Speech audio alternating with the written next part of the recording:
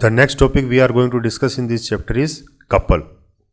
तो कपल का मतलब क्या होता है? अब जैसे इंग्लिश वर्ड है कपल, तो कपल का मतलब भी पेयर होता है, ठीक है ना। कोई मतलब दो बंदों से मिलके जो चीज़ बने कपल, ठीक है ना। तो इसको कैसे डिफाइन करोगे? A pair of equal and opposite forces with different lines of action, ठीक है ना। तो उसे बोलते हैं कपलिंग भी बोलते हैं इसको कई बार फिजिक्स की टर्म्स में, कपलिंग। तो कपल क्या है कि दो फोर्स हैं, ठीक है ना। तो पेयर में है, ठीक है ना। तो दो एक तरीके से फोर्स हैं, कैसे हैं? इक्वल है, मैग्नीट्यूड वाइज तो इक्वल है, लेकिन जो डायरेक्शन है, ठीक है ना, वो अपोजिट है। और डायरेक्शन भी कैसे? जो लाइन ऑफ एक्शन है, मतलब जिस लाइन पे वो लग रहे हैं, वो दोनों क्या है? अपोजिट है।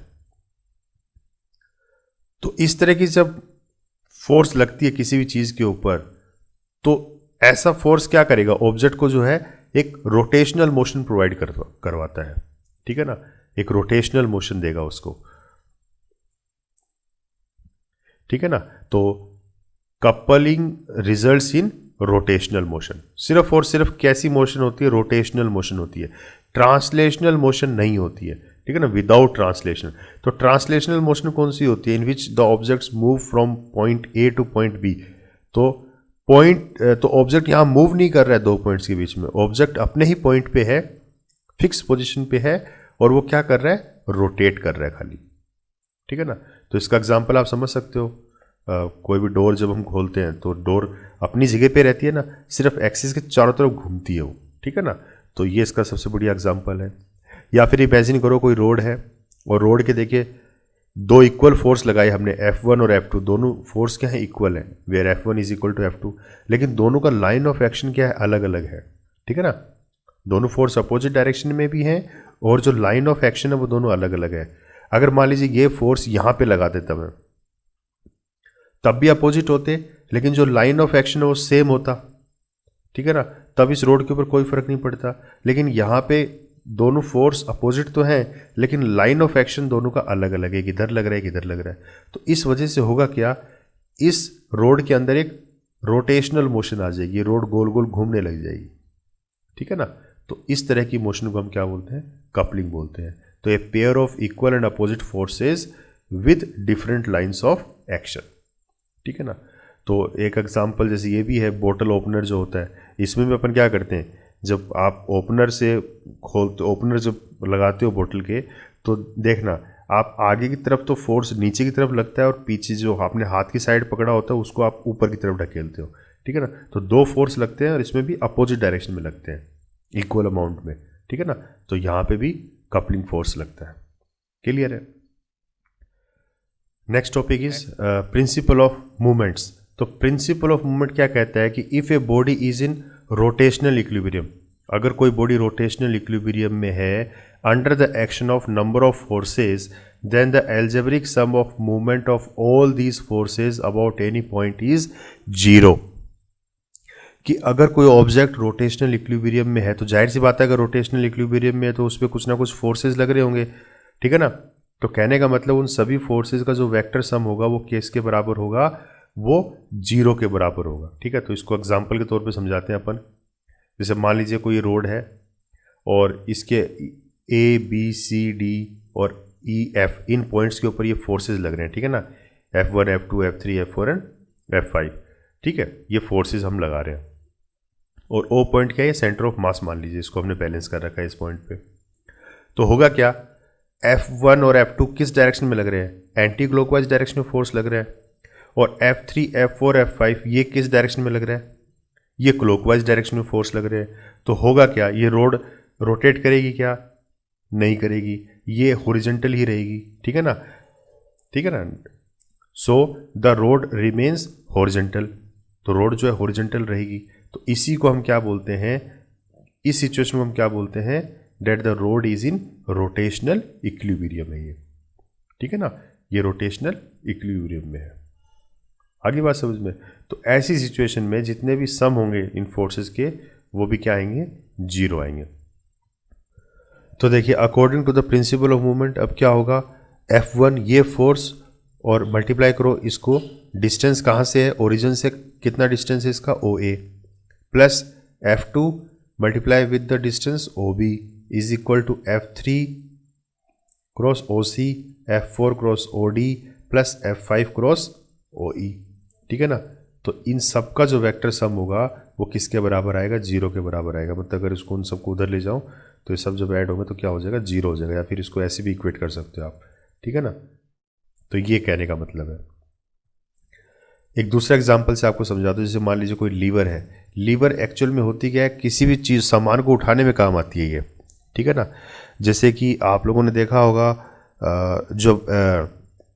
जो बैरिकेड्स लगे होते हैं रेलवे क्रॉसिंग के ऊपर, तो उसमें एक लंबी सी रोड होती है, ठीक है ना, और रोड के इधर कुछ हैवी सा वेट लटका होता है, ठीक है ना। और इस तरफ जो गेट जो गार्ड होता है वो क्या करता है, इसके साथ एक रस्सी बंधी होती है, उसको खींचता है अपनी तरफ, ठीक है ना। तो ये उस हिसाब से मूव करता है ये। तो इससे भी चीज़ें लिफ्ट करने आसान हो जाती हैं, ठीक है ना, इस लीवर की हेल्प से। या फिर आप ये मान लीजिए कि कोई हैवी चीज़ को अगर आपको उठाना है, ठीक है, या ढकेलना है, तो जैसे मान लीजिए ये आपकी कोई लीवर है और यहाँ पे आपने इसको कुछ वेट इसको फिक्स कर रखा है इस पॉइंट के ऊपर ना। और अगर आप कोई सामान, यहाँ पे कोई सामान है तो आप इसको ईजिली उठा सकते हो। क्या करना, आपको इस तरफ फोर्स लगाना पड़ेगा, ठीक है। तो क्योंकि ये डिस्टेंस देखिए डिफरेंट होता है, ये लेंथ कम होती है, ये लेंथ ज़्यादा होती है। तो ये लेंथ ज़्यादा इसीलिए रखी जाती है ताकि यहाँ पे फोर्स कम लगे। क्यों, क्योंकि this force multiply with this distance, इस तरीके से आता है ये एक्सप्रेशन, ठीक है ना। तो वही सिचुएशन यहाँ पे। तो इस पॉइंट को हम क्या बोलते हैं, इसको बोलते हैं फल्क्रम, ठीक है ना। It is a point about और around which the two ends move with respect to each other. तो इस पॉइंट के अराउंड जो है दोनों पॉइंट जो है वो मूव करते हैं। मतलब इस पॉइंट के अराउंड ये ऊपर उठेगा और इस पॉइंट के अराउंड ये नीचे जाएगा। तो for mechanical equation translational motion है इसके अंदर। ट्रांसलेशनल मोशन कैसे, तो जो रिजल्टेंट फोर्स लगेगा, मतलब ये जो पॉइंट है ये अपवर्ड भी तो एक फोर्स लगाएगा इसके ऊपर, तो वो तो हो गया R, ठीक है ना। इसको नॉर्मल फोर्स भी बोल देते हैं अपन, उससे कैपिटल N से भी डिनोट कर सकते हो इसको। तो ये तो हो गया R minus F1 plus F2, क्योंकि इन दोनों के डायरेक्शन के अपोजिट है ना। R1 तो अगर इसको पॉजिटिव लोगे तो ये दोनों क्या है, नेगेटिव में जाएंगे। तो माइनस F1 और minus F2 is equal to क्या होगा, 0 हो जाएगा, क्योंकि ऑब्जेक्ट जो है वो यहीं पे है आपका, ना तो ऊपर मूव कर रहा है ना नीचे मूव कर रहा है। तो ट्रांसलेशनल मोशन तो 0 है, तो इन सब का वेक्टर सम क्या हो जाएगा, 0 हो जाएगा। और रोटेशनल मोशन क्या हो जाएगी, क्योंकि ऑब्जेक्ट रोटेट तो करेगा यहाँ पे। तो रोटेशनल मोशन को कैसे दिखाया इसने, D1 F1, तो ये डिस्टेंस और ये F1, ठीक है ना, माइनस ये डिस्टेंस और ये force F2 minus D2 F2, इन सब का वेक्टर सम क्या होगा, 0 होगा। F1 क्या है, लोड है, यहाँ पे हमने कोई भी लोड लगाया होगा।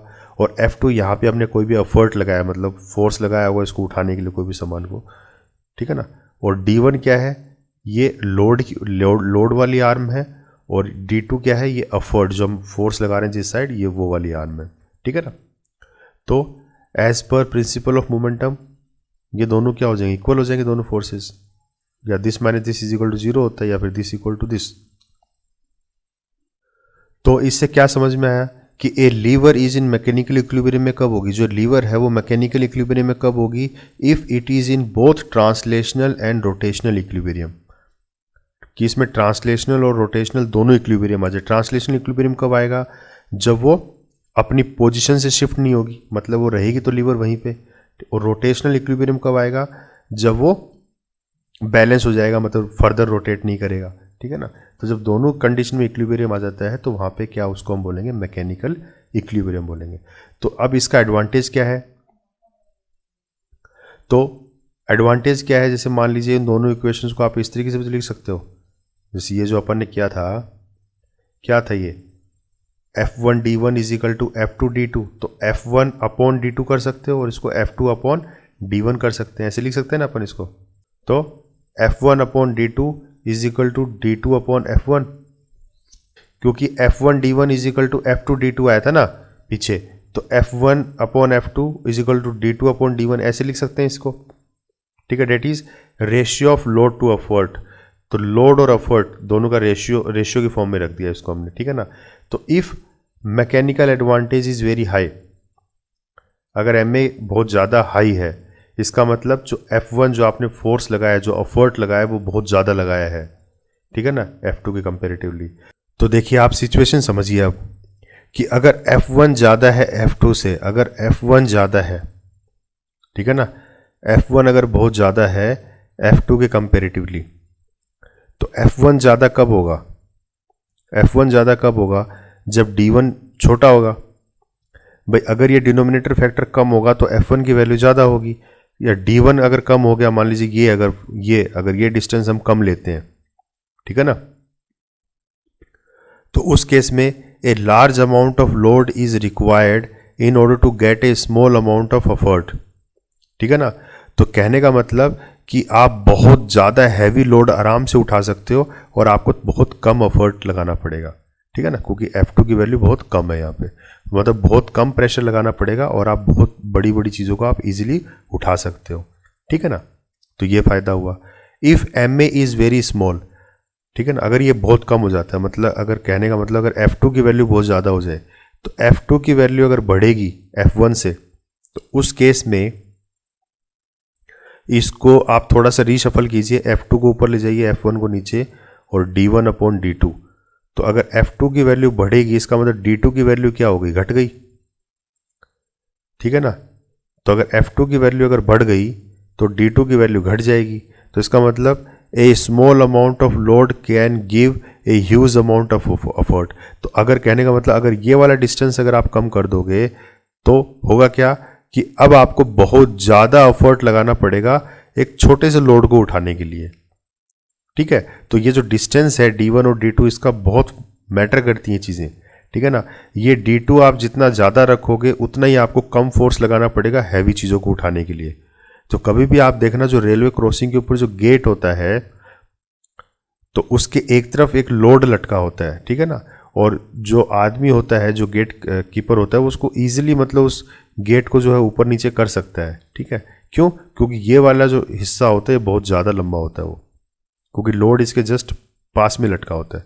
कभी अब की बार जब क्रॉसिंग वगैरह देखो, रेलवे क्रॉसिंग, ठीक है ना, ये चीज़ देखना, वहाँ पे ऑब्जर्व करना, ये चीज़ क्लियर है। फिर क्या कह रहे हैं? If M A is greater than 1, अगर F1 और F2 का रेशियो अगर 1 से बड़ा है, तो 1 से बड़ा है तो इसका मतलब F1 की वैल्यू बड़ी होगी। तो F1 की वैल्यू बड़ी होगी तो वही बात है, अगर F1 की वैल्यू बड़ी है, F2 की वैल्यू कम है, इसका मतलब आपको एफर्ट कम लगाना पड़ रहा है। और अगर लेस देन 1 है तो आपको एफर्ट ज़्यादा लगाना पड़ेगा, ठीक है। तो इस तरीके से भी हम निकाल सकते हैं, ठीक है, रेशियो के हिसाब से। ग्रेटर देन 1 होगा तो एफर्ट आपका कम लगेगा, और लेस देन 1 होगा तो एफर्ट ज़्यादा लगेगा। तो आइडियल सिचुएशन कौन सी है? परफेक्टली कब काम करेगा ये? जब F1 और F2 का रेशियो ग्रेटर देन 1 हो, ठीक है ना। या फिर इसके हिसाब से देखो कि D2 अपॉन D1 का रेशियो ग्रेटर देन 1 हो, ठीक है ना। इसका मतलब D2 का डिस्टेंस ज़्यादा होना चाहिए और D1 का डिस्टेंस कम होना चाहिए। क्लियर है?